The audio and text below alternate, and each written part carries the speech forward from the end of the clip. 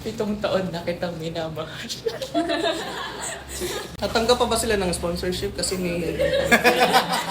may nagawa kami ng kalokohan sa labas na. Siyempre, ayaw namin madamay. Mag-end din kami sa gate. Pakisara ng gate.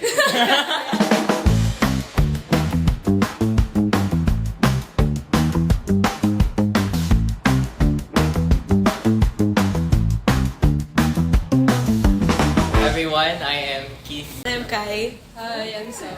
Ako nga pala si Prince. Kaya ko po si Ahmed.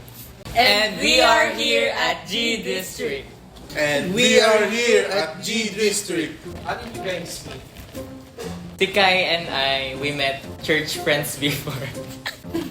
7 years ago. Doon kami nagkakilala sa church. Tapos si Sam, kaibigan ko sa school. Ako yung kabit niya, kasi 3 years ago lang kami. Sa tropa. Tropa. Nakasama ko rin sa church din, sa production. First kami nag-meet, then ayun. How long have you been friends? Hindi ko alam, parang 2017 ata. 17 years. Ilan? How did you discover G District? Nirecommend din po sa akin, parang inaya lang niya ako, wait, labas tayo, ganito ganyan. Hindi ko alam na may G-food pala before, na nadadaan-daan ako siya. Binabalik-balikan ko na siya kasi sobrang ganda ng vibe. And parang pasok talaga siya taste. And super sarap ng food. G-District kasi lagi may pa-event. May mga in-invite na artists. So, tsaka nung nagtatrabaho pa ako dito sa call center, nalaman ko kasing lilipat daw dito yung G-Food pa dati. Ayun. Nalaman ko lang sa nag-product ako sa Let's Go. Sa sila sa sponsors. Tapos pumunta ata kami nag-meeting. Sa dati pa nilang store, Northern Province. Anong hindi mo malilimutan kwento dito sa G District? Mga par. O muna.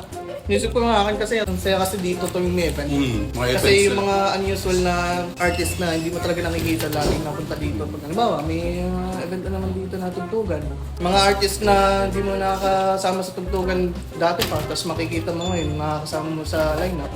Ay, ikaw pala yun!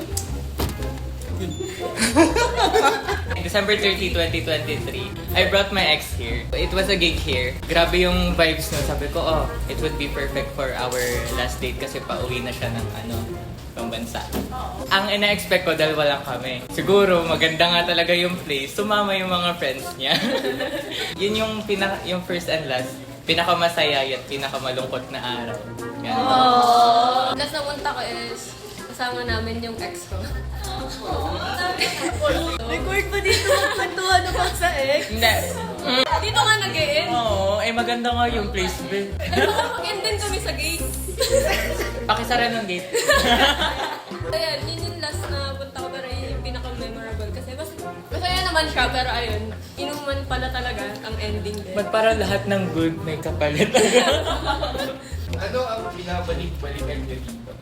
Ako same lang, yung food and yung vibes. Ganda ng vibe dito kasi para lang siyang bahay. Yun, super parang nakaka-feel at home din talaga to. Super cozy nung place kaya parang gusto ko na nga dito tumira. Pwede po. Pwede po ba? Yung drinks, syempre. Tsaka kape. Pag umorder ako ng isang coffee dito, naalala ko kasi yung mga friends ko rin dito na nakasama ko. Naalala ko laging in-order ng tropa ko. Crispy kare-kare daw, masarap daw dito. Oo, masarap nga kasi kare-kare dito tsaka sisig. Binabalik-balikan ko dito yung caramel macchiato nila. Hindi nagbago yung expectations ko dun sa caramel macchiato. Sobrang sarap. parang nakalimutan ko lahat ng masakit. Ininom ko yun. What's your go-to order and why? Ako yung nila, crispy liempo. Sarap. Yun yung lagi kong binabalikan dito. And yun yung lagi kong ina-order every time na nandito ako. Ito, dark mocha. Sarap din ng mga kape nila eh. And lahat ng drinks, masarap. Ako yung green apple. Masarap talaga yung green apple lemonade. Like ever since na natikman ko siya, yun talaga yung order ko. Hindi siya nagbabago. Ano yung look forward nyo para kay G District? More events para sa mga local artists natin. More anniversary. Sana mas marami pang mailapag ng mga pagkain sa menu. Then stay lang dun sa pinaka-quality ng food. Tsaka sana para mas kumakapan pa para sa mga taong dadalo dito tsaka sa mga events niya. for their future events to be successful. Best wishes to expand the community sa buong Quezon and more. Sa akin, more income po. Ito pa. Hi guys, inimbita namin kayo sa GG Strix sa April 12. We're all good meets! Kita-kits sa April 12, 2025. Dito sa G District, We're all good meets!